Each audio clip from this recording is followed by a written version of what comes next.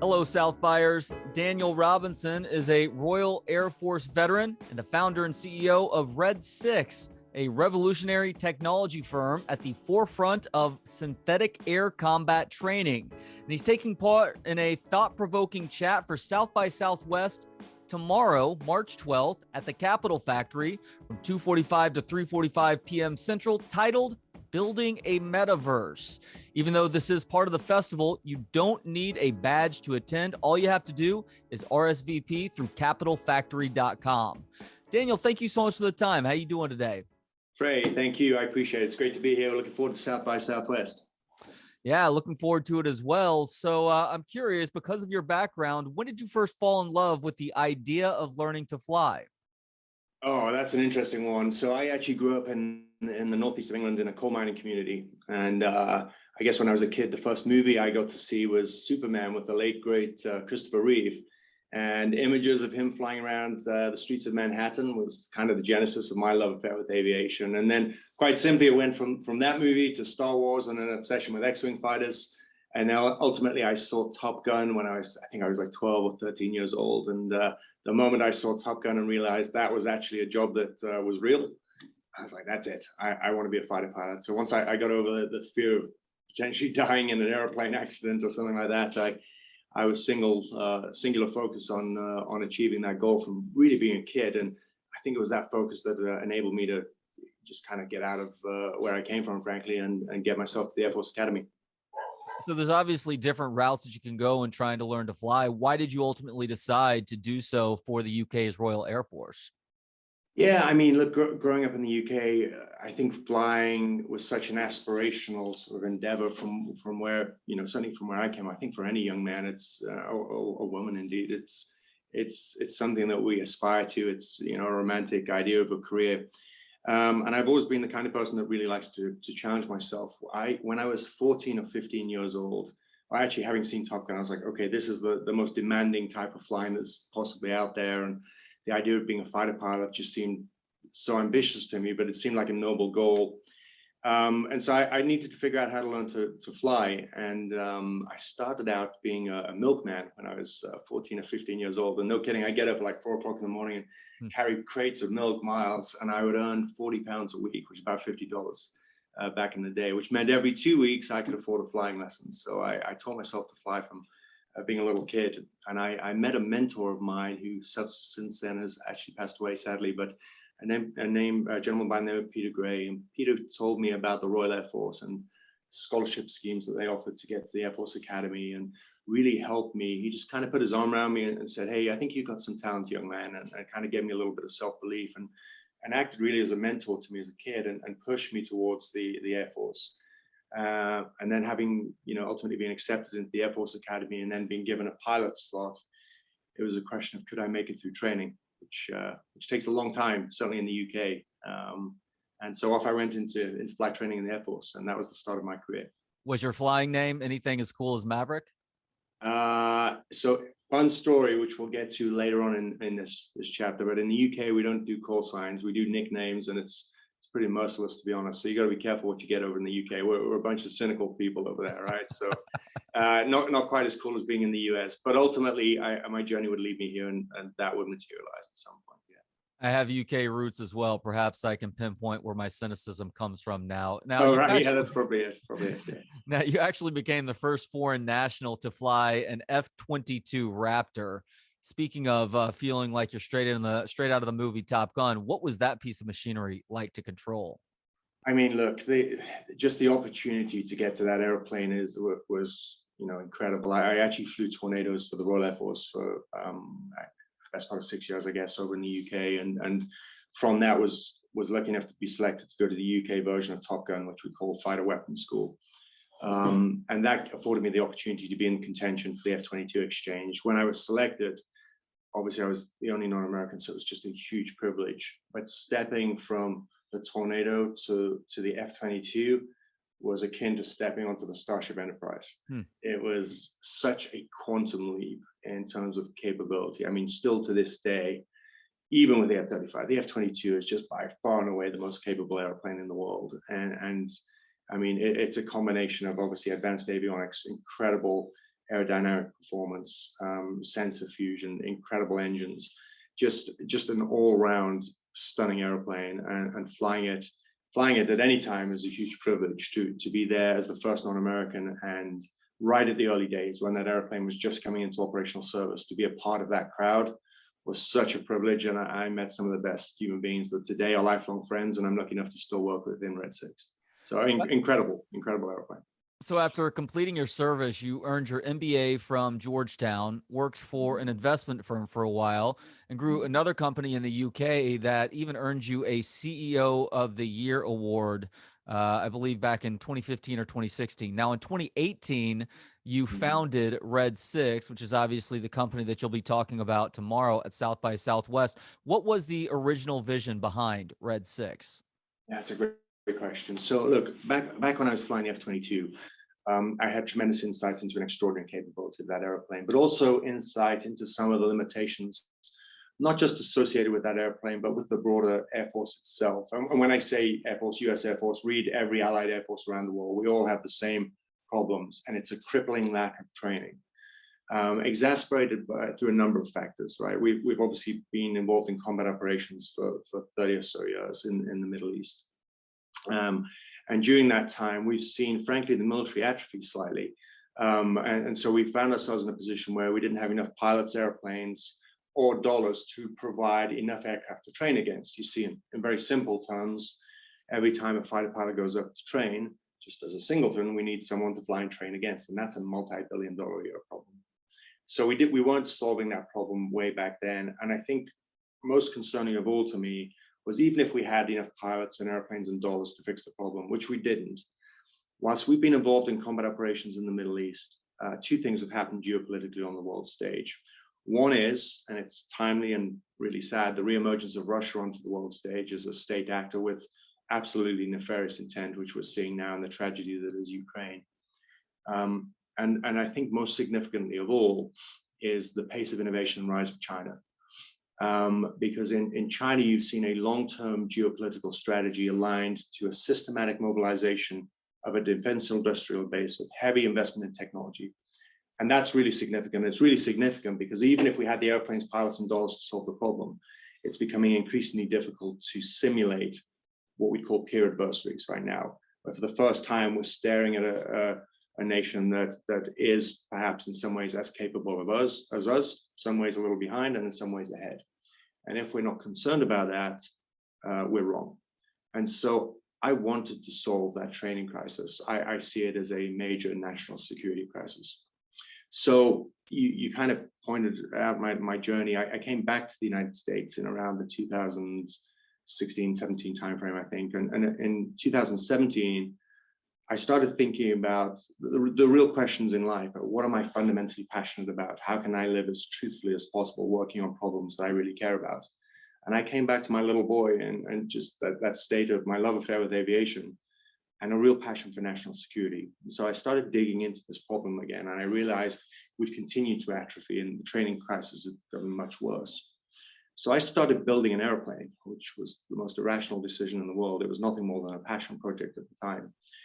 But suffice to say that life was, and it's a really long story, which I'll share some other time, but life was telling me to build that airplane. And it was really spooky, the series of events that led me to it. So I was building an airplane, and quite serendipitously into my life walked a couple of individuals. And one of those individuals, a co-founder in the business that I still work with to this day, was called Glenn Snyder. His name was Glenn Snyder.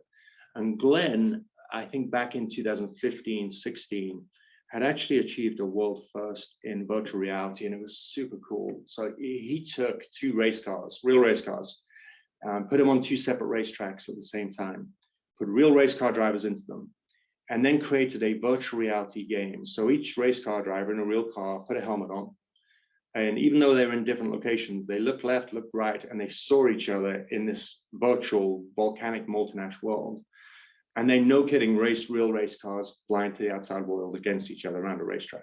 Wow. And when I saw that, I was like, holy crap, that's incredible. I mean, Glenn, just hold that for a second. And I called the Air Force up and I said, hey, how are you guys thinking about solving training in the future?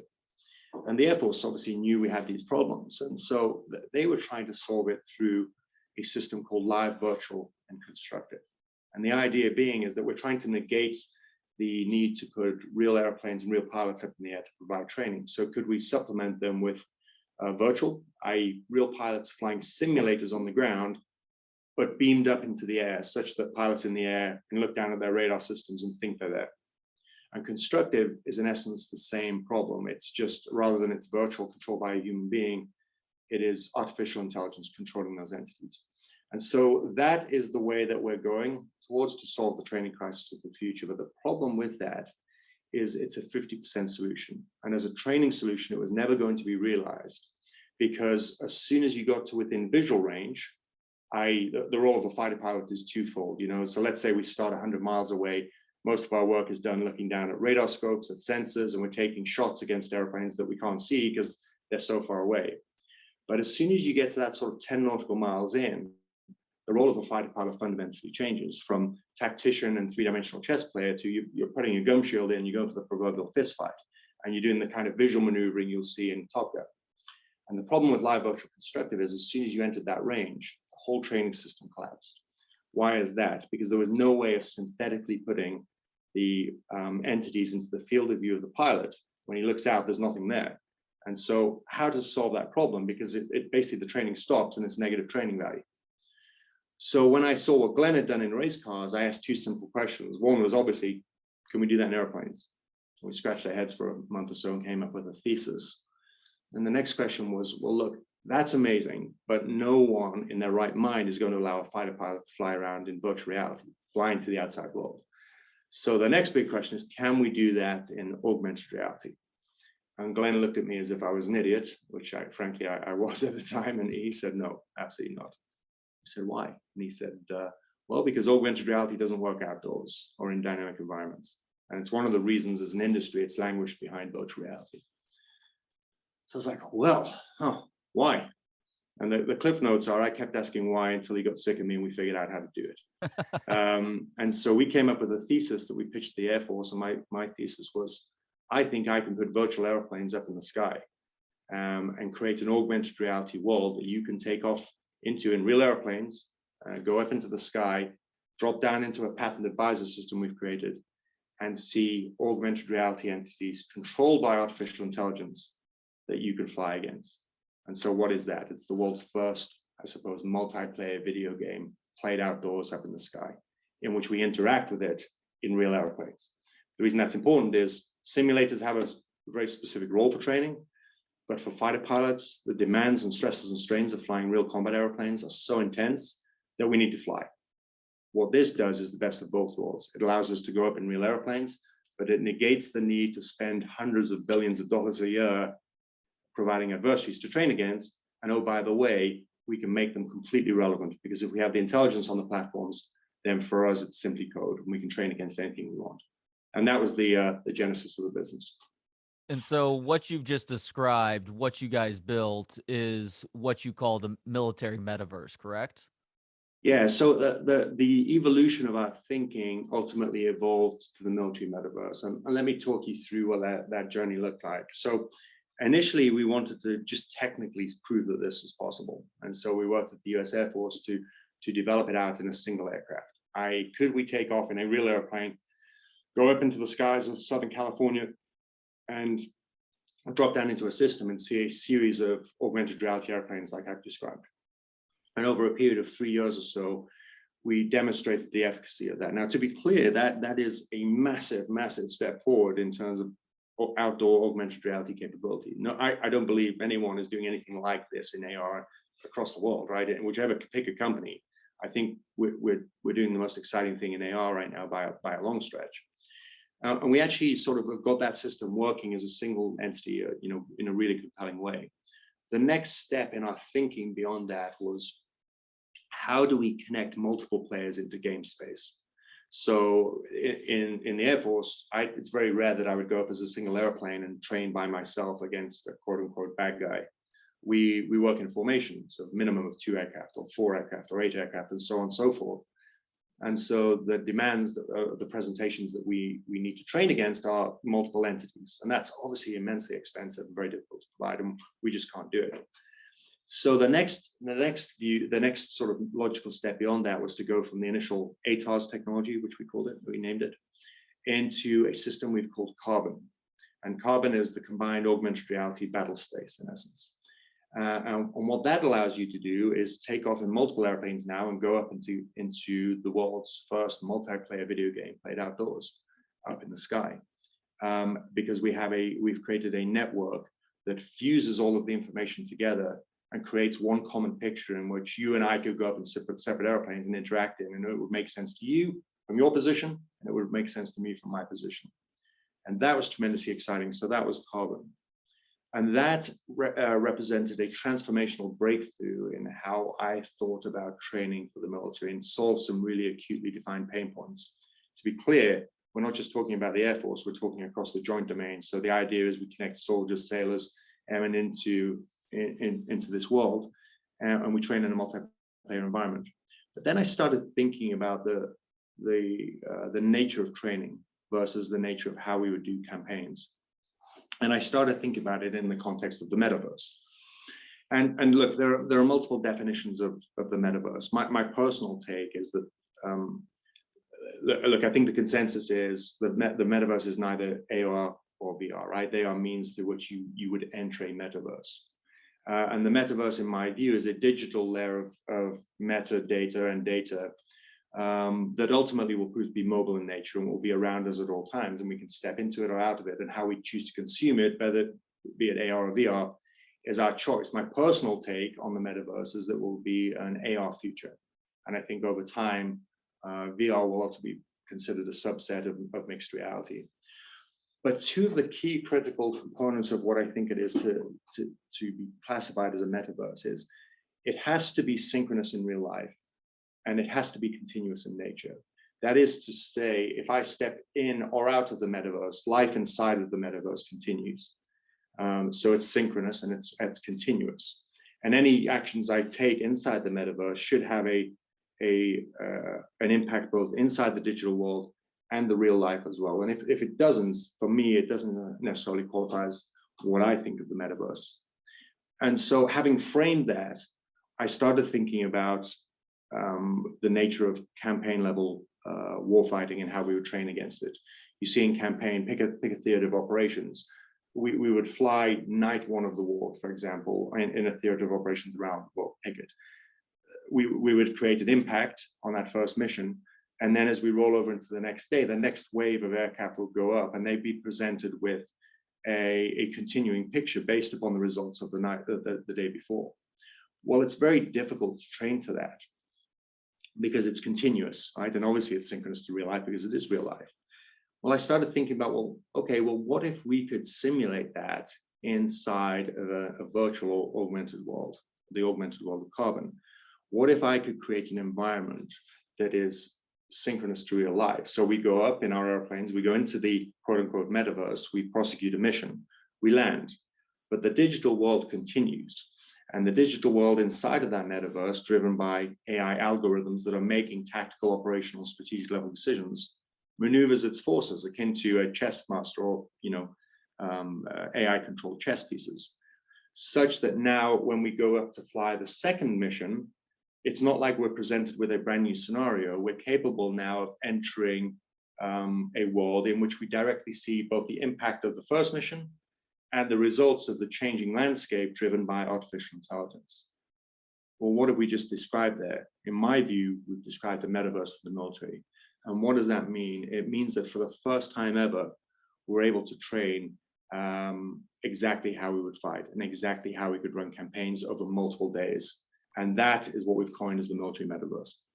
And the stated goal on the Red 6 website is that ultimately the military metaverse will scale to connect all warfighters across all domains into a visual joint synthetic battle space. Now, you're obviously somebody who dreams big and refuses to accept the answer no. So what is the biggest challenge in making something that grand happen? Well, the challenges are numerous, right? And one of the challenges with young startups stepping into the Department of Defense and working with the Department of Defense is literally working with the Department of Defense, and that's for very real reasons that it puts a number of companies off. So there are a number of things that you can do to that we've done on both sides of the fence, in fairness to the DoD. So let me focus on the Air Force. What the Air Force have done is created something called AFWorks. And AFWorks, it's actually one of the hubs of AFWorks is down there in Austin at the Capitol Factory, and we're looking forward to doing a panel, I think, with AFWorks this weekend. So we'll be there and seeing the guys and girls, which is awesome. But what AFWorks' stated mission is to do is to basically identify young burgeoning technology companies and help them navigate the behemoth that is a Department of Defense procurement system, because it is a monstrosity and extremely difficult to figure out how to contract. We have been a program within AFWorks that helped us make those initial inroads into the military. And so it goes some way to making that bridge of helping to navigate the behemoth, because for young companies, it's very, very difficult. On our side of the fence, what we have to do culturally and what we've done so far is, I think, consistently under promise, and then at every single deliverables, try to smash it out of the park and over deliver. And I think, if I may say so, we've really focused on doing that with absolute integrity, such that every deliverable they've expected of us, we've delivered on time, and we've gone above and beyond on the deliverable. And that builds credibility and it builds trust. If you do that, the onus still falls on the individual companies to start to identify real customers inside the Air Force, outside of the AFWorks ecosystem, that look at this technology and say, hey, this has really got legs. This is something that can add a massive amount of value to a future end state for us. And I think really importantly for companies that are developing technology, certainly in the DoD, it's critically important not to develop it in a vacuum.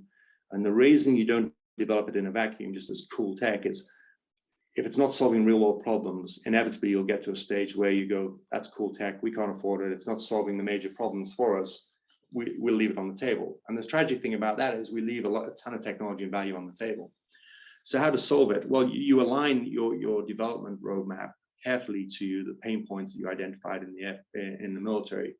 And I think from our perspective, we've been fortunate, certainly in the early days, my own insight and relationships into the nature of the problems we were trying to solve, and they were such critical problems that we were able to align and leverage relationships I enjoyed.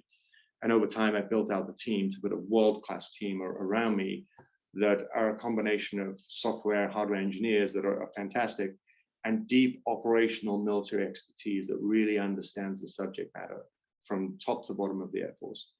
And doing that, building trust, exceeding every deliverable, I think over time inevitably leads you down a pathway where what seems impossible at the beginning also almost becomes achievable, and you can see a pathway to it. It's the age-old adage of how do you eat an elephant? It's one bite at a time. And that very much applies to dealing with DoD.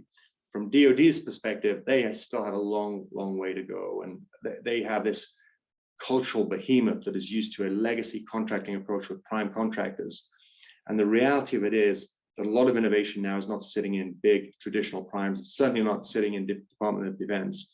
A lot of it is coming from small, agile, aggressive startups like Red 6. And so they need to go a long way to identifying that that's where the innovation happens, and creating a system and a culture and a procurement landscape that is conducive to agile procurement that helps companies get through the so-called valley of death. There's no easy way of doing it. It's grinding, and it's delivering at every milestone. Well, best of luck in continuing to plow forward with that grind. I wanted to end today's conversation, Daniel, with some by picking your brain on Russia, Ukraine. In his State of the Union address last week, Joe Biden announced the U.S. would join its allies in denying Russian planes access to America's airspace. If it hasn't happened already, Russia will almost certainly do the same to America's planes. Considering how valuable Russia's airspace is in connecting flights from the U.S. to Asia, including a quarter of the world's air cargo flights, do you believe that's a worthwhile trade-off, and why or why not? Yes, I do, because what are the alternatives? Look, I don't think there is a military solution for NATO in theater. Look, there's a lot of discussion around a no-fly zone and military options for us. The simple reality. Do people not realize that essentially starts World War III? It's amazing to me that so many people seem to be on board with that option. Well, that's exactly it, right? The reality of putting a no-fly zone over there directly puts NATO pilots in harm's way. but puts them in a very difficult position because it's not as simple as putting a no-fly zone over there. To do that, we have to deal with advanced surface-to-air threats, which means preemptive strikes potentially into Russia itself and into Belarus. And what does that trigger? It immediately triggers World War III and an escalation. Conversely, if we didn't do those strikes and we put pilots up into the airspace there, they are directly in harm's way, and we're asking for trouble for them to be shot down. Are we willing to accept that? And the moment that happens to one NATO country, it invokes Article 5, which drags all of NATO into conflict. I also think it's a big strategic mistake to do that because, Putin is failing. My view is he's failing right now. And so there are two ways of dealing with it to bring this ultimately to a negotiated settlement. We have to choke the country completely through crippling sanctions and understand that inevitably is going to inflict a certain amount of pain on us. And we're seeing that to a large extent with rising gas prices over here. But twofold, those sanctions will inevitably kick in over time. If we can do that, and if we can wage an information warfare to get direct information into the populace of Russia to help them understand what is actually happening over there, it puts him in a very precarious position. He doesn't have a narrative right now to justify this war, other than the false propaganda he's spreading. The moment we invoke any kind of military action, we give him the narrative he needs, which is NATO expansionism, and this is why it's a just conflict, and we can't give him that. So as painful as the other options are, and potentially as painful as it will be for us, we must maintain a resolute focus on crippling sanctions and information warfare. That is going to involve some pain for us along the way, but I think it is the best course of action, because the alternative, as you pointed out immediately, is what? It's something we just can't accept. Considering that the U.S. and plenty of others are supplying arms and logistics to the Ukrainian side of things, do you think this is going to turn back into early 1980s Afghanistan for Russia, and just something that hogties them in a lot of ways with anything else that they want to do around the world? Yes, I do. I think Putin's failed already, right? The idea was 2 days, put a puppet government in place, roll over them. And that has not happened. I mean, the resolution and the grit, determination, and just fighting spirit of the Ukrainian people led by Zelensky is, just so overwhelmingly admirable. Putin has failed, and he's continuing to fail. We can't give him a strategic win or a narrative to which he can anchor around continuing operations. We need to find an off-ramp through negotiations.